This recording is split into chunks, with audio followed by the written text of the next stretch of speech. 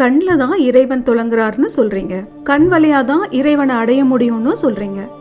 அப்போ கண் தெரியாதவங்க நிறைய பேர் இருக்காங்க, அவங்க இறைவனை அடைய முடியாதுங்களா? கண்டிப்பாமா, அவங்களும் இறைவனை அடைய முடியும். இந்த கேள்வி உலகத்தில் எல்லாரும் ஒரு பொதுவாக கேட்குற கேள்வி தான் இது. இதை கொஞ்சம் நல்லா ஆழ்ந்து சிந்திக்கணும்.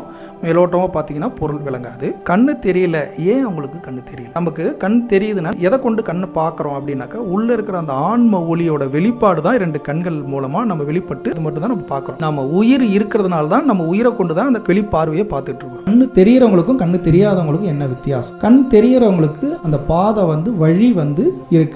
அந்த வழியை கொண்டு கண்மணியில் அந்த உயிர் ஒளியை உணர்ந்துக்கிட்டு உள்ளே போகிறதுக்கு பாதை நமக்கு தெளிவாக இருக்குது.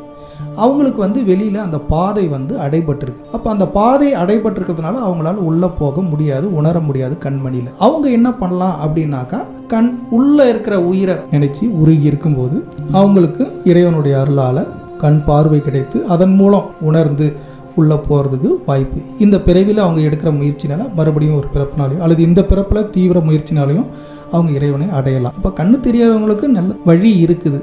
7 திரை மறைப்பு இருக்குது, வினை திரை மறைப்பு. அவங்களுக்கு 8ஆவதாக ஒரு திரை மறைப்பு, பார்வை வெளிப்பாடு இல்லாமல் இருக்குது. அப்போ வெளிப்பார்வை தான் இல்லை, உள்ளே போகிறதுக்கு அந்த உயிரை உணர்றதுக்கு வழி. அவங்களும் ஒரு குரு மூலம் அதை உணர்வு பெற்று தீட்சையின் மூலம் உணர்ந்து அவங்களும் உயிர் ஒளியை நினைந்து உணர்ந்து தவம் செய்தால் அவங்களுக்கும் சாத்தியம்.